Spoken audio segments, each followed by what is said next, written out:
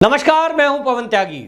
फर्जी किसान आंदोलन में खालिस्तानी कनेक्शन, और इसकी बात जब दिल्ली पुलिस कर रही थी तब कोई यकीन नहीं कर रहा था। और ये जितने राकेश टिकैत और बाकी चंडूनी वगैरह नेता हैं, ये कह रहे थे कि किसान आंदोलन को बदनाम किया जा रहा है। लेकिन अब किसान आंदोलन में संयुक्त किसान मोर्चा जो बना हुआ है, उसी के एक किसान नेता ने बाकायदा ये आरोप लगाया है कि जो पनवंत सिंह पन्नू है वो खालिस्तानी मूवमेंट चलाना चाहता है और लोगों का, किसानों का ब्रेन वॉश कर रहा है, और वो वहीं बैठ के निर्देश दे रहा है, ऐसा करो वैसा करो। ये इस हमारे आंदोलन को बदनाम कर रहे हैं। तो ये बताऊं, ये बयान दिया है पंजाब किसान यूनियन के जो प्रधान हैं, वो हैं रदलू सिंह मनसा।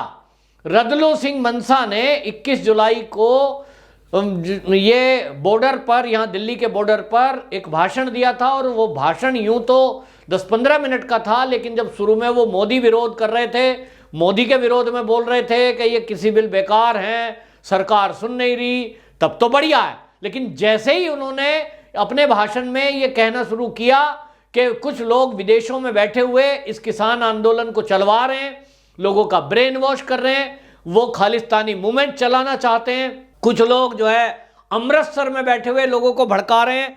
और इसलिए जब उन्होंने बोलना शुरू किया तो आपको बताएं, तुरंत ये जो संयुक्त किसान मोर्चा है ये हरकत में आया और उनके बयान को ये कहते हुए खारिज कर दिया कि हम इस बयान से सहमत नहीं है।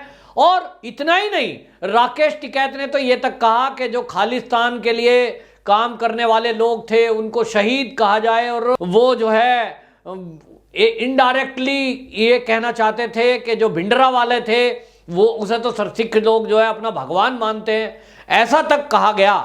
तो भिंडरा वाले का नाम नहीं लिया, लेकिन भिंडरा वाले के खिलाफ बोलना, जबकि ये आपको बताएं कि ये जो रदलू सिंह मनसा हैं, इन्होंने भिंडरा वाले का नाम नहीं लिया, इन्होंने केवल खालिस्तानी मूवमेंट कहा था। और खालिस्तानी मूवमेंट चलाने वाले लोग कहा था, गुरु पतवंत पन्नू का नाम लिया था, लेकिन उसके नाम पर भी किसानों को ये बोलना नागवार गुजरा कि वो लोगों का ब्रेन वॉश कर रहा है, खालिस्तानी मूवमेंट चलाना चाहता है। अब बात क्या हुई है कि इन्होंने, जो ये संयुक्त किसान मोर्चा है, इन्होंने बाकायदा सस्पेंड कर दिया है 15 दिन के लिए रदलू सिंह मनसा को। क्यों किया है? क्योंकि 30 इसमें ऐसे संगठन हैं पंजाब के, उन्होंने बाकायदा दबाव बनाया और उन्होंने कहा कि इस तरह का बयान हमारे मंच से देना ये हमारी नीति के खिलाफ है। तो क्या नीति है भाई? इसका मतलब संयुक्त किसान मोर्चे की नीति ये है कि वो मोदी का विरोध करेंगे, 3 कृषि बिल के बारे में लोगों को झूठ बोलेंगे और खालिस्तानी मूवमेंट वालों का समर्थन करेंगे। भिंडरा वाले को ये भगवान कहेंगे या अपना आदर्श कहेंगे या अपना नेता कहेंगे। यानी खालिस्तान का कहीं ना कहीं डायरेक्ट इनडायरेक्ट कनेक्शन है, उसका समर्थन है।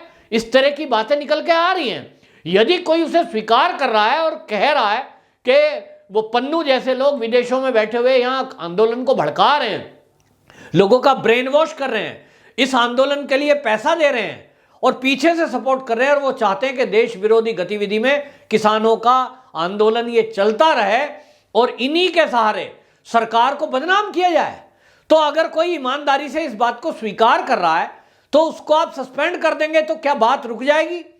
क्या हमारे देश की गुप्तचर विभाग और दिल्ली पुलिस के पास तो बाकायदा प्रूफ है कि कितने पैसे आए। ये बात अलग है कि वो कुछ एनजीओ के जरिए, कुछ जो है वो संस्थाओं के जरिए इस देश में पैसा आया, जिसमें कि आपको बताएं संगठन है सिख फॉर जस्टिस।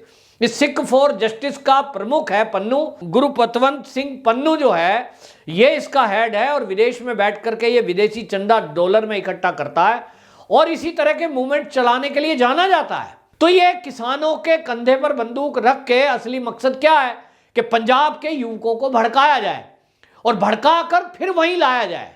जिस तरह से एक समय में आतंकवाद पराकाष्ठा पर था पंजाब का, युवकों को नशे की लतों में डालकर उनको बंदूकें थमा दी गई कि ये जो किसान आंदोलन चल रहा है, जिनका किसानों से तो कोई लेना देना लगता नहीं है, क्योंकि पंजाब के जितने 30-35 किसान संगठन हैं संयुक्त किसान मोर्चे में, और उसमें आप देखिए राकेश टिकैत का भी है किसान यूनियन, ये सबके सब ये चुनावों की लड़ने की बात करने लगे।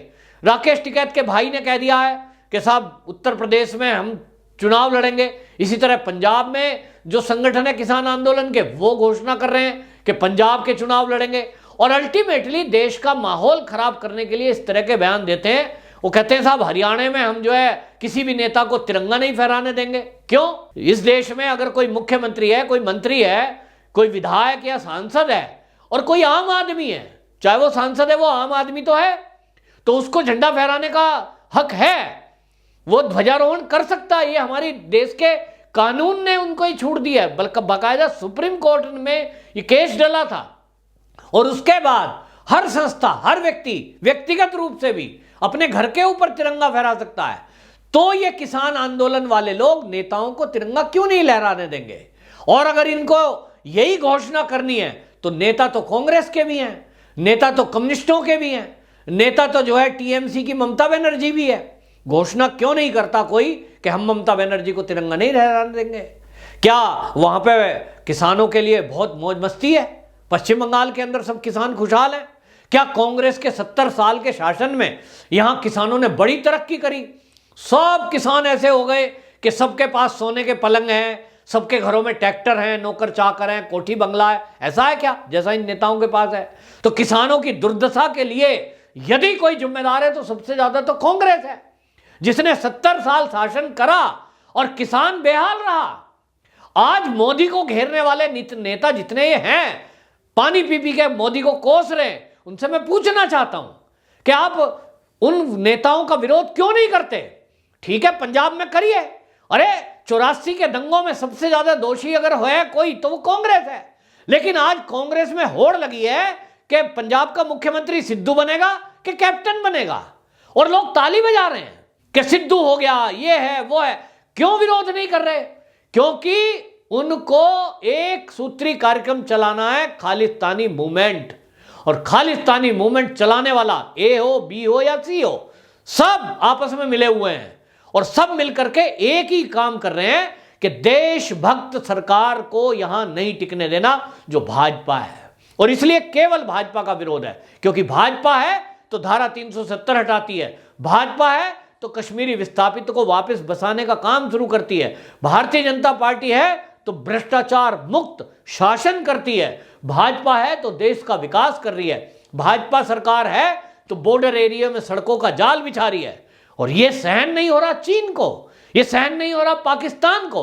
और इसी बातों को लेकर जब मोदी सरकार घोषणा करती है कि $5 ट्रिलियन की इकोनॉमी बनाएंगे, तो दुनिया के कई देशों के पेट में दर्द है, जिसमें अमेरिका भी है। तो ऐसे देश कभी नहीं चाहेंगे कि भारत तरक्की करे। और इसलिए ये पन्नू जैसे लोग ये इस देश विरोधी गतिविधि के लिए किसानों का इस्तेमाल कर रहे हैं। और किसान को क्या चाहिए? आप देखिए, मेरे पास ऐसी वीडियो फोटो आपने भी देखी होंगी कि जो ट्रॉली बॉर्डरों पे खड़ी हुई हैं, उसके अंदर बाकायदा अंदर लकड़ी का काम है। इतनी बड़ी ट्रॉली कि वो मतलब ट्रॉली नहीं है, ट्रैक्टर गन्ना लाने वाली ट्रॉली नहीं है, ट्रोला है। और इतना बड़ा है जैसे बड़े ट्रक होते हैं। क्यों? क्योंकि उसको घर में तब्दील किया जाए। अंदर बहुत बढ़िया वर्क किया गया है, लकड़ी का एसी लगा हुआ है, टीवी लगा हुआ है, बढ़िया से टेलीफोन लगे हुए हैं, और दिन रात जनरेटर चलता है। उसमें आराम से एसी में गद्दे पे लेटे हुए हैं, गद्दे बिछे हुए हैं। ये ट्रॉली है, ये ट्रैक्टर है, ये गरीब किसान है। ये गरीब किसान की पुकार करने आए लोग, ये आनंद मनाने आए हैं। बड़ी बड़ी ट्रॉलियों में बड़े बड़े आनंद, शाम को पैक खुलती हुई बोतलें, और ये सब चल रहा है। तो ये किसकी आवाज उठाने आए हैं? ये सब ड्रामा चल रहा है। आप जाके इन ट्रॉलियों को देखिए, देख नहीं सकते आप, ऐसी बड़ी बड़ी ट्रॉली लेकर के ये आए हैं। ये तो घर है, आनंद मनाने के लिए आते हैं। शिफ्ट चेंज होती है जैसे नौकरी पे, इस तरह से चेंज करते हैं। एक हफ्ते तू रह ले, एक हफ्ते मैं रह लूं, पैसा मिलता है। तो ये सब चीजें चल रही हैं। तो आप देखेंगे कि इस तरह से ये जो किसान नेता हैं, ये किसान नेता कम, राजनीति करने वाले नेता ज्यादा हैं। क्योंकि किसानों का तो इस तरह से फर्जी मुद्दा है, जैसे कांग्रेसियों ने राफेल फर्जी लाए थे, जैसे अभी पेगासस ले आए, जैसे कुछ और खोज लेंगे, तो भड़काया जा रहा है। फिर कहते हैं साहब एमएसपी नहीं मिलेगी। भाई एमएसपी सरकार गेहूं ले रही है, पहले भी लिया, अभी भी लिया है, तो क्यों आप भड़काए में आ रहे हो? लेकिन हाँ, ये नेताओं का काम ही भड़काना है। तो कभी कहेंगे बक्कल उतार देंगे। अभी राकेश टिकैत ने घोषणा कर दी है 5 सितंबर को हम बड़ी बैठक करने वाले हैं। फिर उसके बाद हर जिले में करेंगे। ये उत्तर प्रदेश में करेंगे, उनको जिम्मेदारी उत्तर प्रदेश की मिली है, पन्नू ने दी होगी कि तुमको उत्तर प्रदेश में बवाल करना है, क्योंकि 22 का चुनाव है पंजाब में, इधर उत्तर प्रदेश में। तो पंजाब में पंजाब नेता सक्रिय हैं, उत्तर प्रदेश में राकेश टिकैत ने ठेका ले रखा है कि मैं करूंगा बवाल। तो बवाल करने के लिए उल्टा काम करना पड़ेगा कुछ, तो उल्टी घोषणा कर दी। पहले घोषणा कर दी थी कि बीजेपी के जो लीडर हैं उनको अपने घरों में मत बुलाओ, ना शादियों में ना मरने में। तो विरोध कर दिया मुजफ्फरनगर में संजीव बालियान का, एक दो जगह गए तो नारे लगा दिए। क्यों?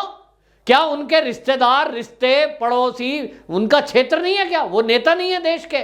नहीं साहब, उनका विरोध करना है। कांग्रेसियों से दोस्ती रखनी है, कम्युनिस्टों से दोस्ती रखनी है। जिन्होंने इस देश को बर्बाद करा उसके बारे में एक शब्द नहीं बोलना। जो इस देश को आबाद करना चाहता है, देश की तरक्की करना चाहता है, देश को विकास की यात्रा पर ले जा रहा है, जो $5 ट्रिलियन की इकोनॉमी तय कर चुके और चीन को पटखनी देने में लगा हुआ है, पिछले एक साल में 1 लाख करोड़ रुपए का औद्योगिक घरानों ने भारत के चीन को पटखनी दी है, उसको बेचैनी है। तो जब एक ही साल में उद्योग धंधों से 1 लाख करोड़ रुपए का झटका चीन को लगा, तो उसने कहा भैया 100, 200, 500 करोड़ रुपए खर्च होते हो तो इनको दो और नेताओं से कहो बवाल करें, ताकि मोदी सरकार दोबारा ना आए। मोदी रहेगा तो गड़बड़ रहेगी, चीन की ताल नहीं गलेगी, पाकिस्तान की चाल नहीं चलेगी। और इसलिए योगी और मोदी को टारगेट कर रहे हैं, जहां भाजपा की सरकारें हैं वो टारगेट कर रहे हैं बीजेपी के लीडरों को। तो इन सब नेताओं की मिलजुल कर एक ही कोशिश है, किसी तरह अराजकता फैले। तो राकेश टिकैत उत्तर प्रदेश में अराजकता फैलाने के लिए हर जिले में जाने का प्रोग्राम बना रहे हैं, कभी लखनऊ को घेरने का प्रोग्राम बना रहे हैं, कभी वो दिल्ली के सड़कों को बॉर्डर पे घेर के बैठे हैं, तो वो कहते हैं साहब लखनऊ में भी हम ऐसे ही करेंगे। तो उनकी कोशिश ये है कि पुलिस किसी न तरह उनको लाठी मारे, जो कि उनका लाठी लग नहीं रही, पुलिस उनको जेल में भेजे ताकि वो लीडर जेल में बने रहें, और फिर चुनाव आ जाए तो लोगों को कहें देखो भाई योगी सरकार कैसी है कि किसानों को अत्याचार कर रही, किसानों के ऊपर, किसानों को मार रही है। ये केवल ये चाहते हैं। तो इनकी मंशा पूरी कर दो भाई, चुनाव आएगा जब देखा जाएगा। क्योंकि इस देश में अराजकता करने का जो ये ठेका लिए बैठे लोग हैं, इनको अराजकता करने दी जाएगी तो इसी तरह इनके हौसले बढ़ते जाएंगे। ये आज बॉर्डर पे बैठे हैं, फिर कह रहे हैं संसद घेरेंगे, फिर कहेंगे नेताओं को बात नहीं करने देंगे, फिर कहेंगे ब्याह शादी में नहीं जान देंगे बीजेपी वालों को, फिर उन्हें किसी से मिलने भी नहीं देंगे। मतलब ये क्या करेंगे? ये हर वो काम करेंगे जो गैर कानूनी है, हर वो काम करेंगे जिससे लोगों का गुस्सा भड़के, लोग आपस में भिड़ें।